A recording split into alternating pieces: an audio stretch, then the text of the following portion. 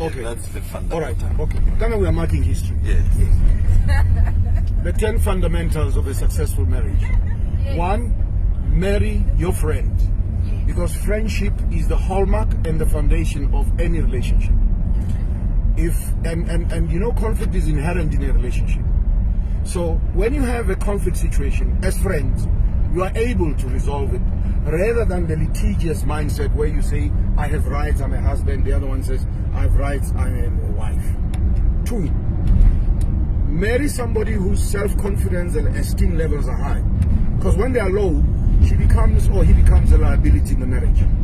Small little things become a big issue. 3, marry somebody who has a career, not a job. Marriage is very expensive. You can't sustain marriage by a job. That is why I say to a lot of young people, don't marry before you have wealth. Because if you marry when you don't have wealth, your entire life is a debt. Your lobola is a debt, the car is a debt, the house is a debt. Everything becomes a debt. And you know what that debt does? That debt is the one that creates stress in a relationship. 4, marry somebody who has a balance sheet. And when I talk balance sheet, I'm not talking physical things.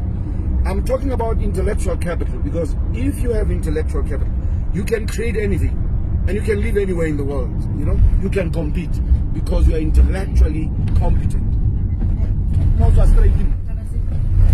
And then number 5, marry somebody who has basic values: trust, respect, transparency. You know, in a marriage, somebody must be in a position to say, I'm sorry. You know, even when you're not wrong. Because you want what? You want peace. You want stability in a relationship. 6, marry somebody who believes in God. Don't marry an atheist. You know, marry somebody who believes in Momudimu. 7, marry somebody, especially a woman, who's got a social conscience. You know,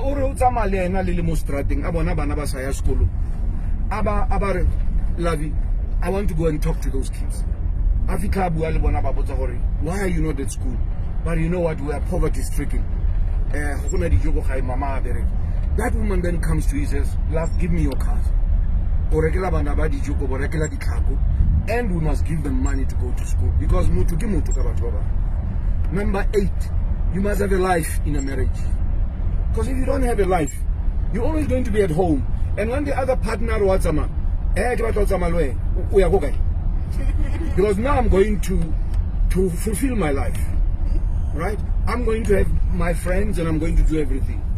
Number 9, spend much time with your partner.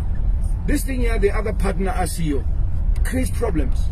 Because what happens is that the more you are alone, the more you are susceptible to, you know, I don't want to... Loneliness. To loneliness. And loneliness breeds what? Content. Envy and contempt. Number 10, and this is very important for especially African men. Take your wife every year on a pilgrimage. Take your wife overseas. Not Lesotho. Lesotho is not overseas. Take your wife to New York for 2 weeks. You switch off your phones. There are no children. And guess what? When you come back, you are re-energized. Because then you start to realize how wonderful your partner is. I'm done. Wow, wow, wow, wow, wow! You know.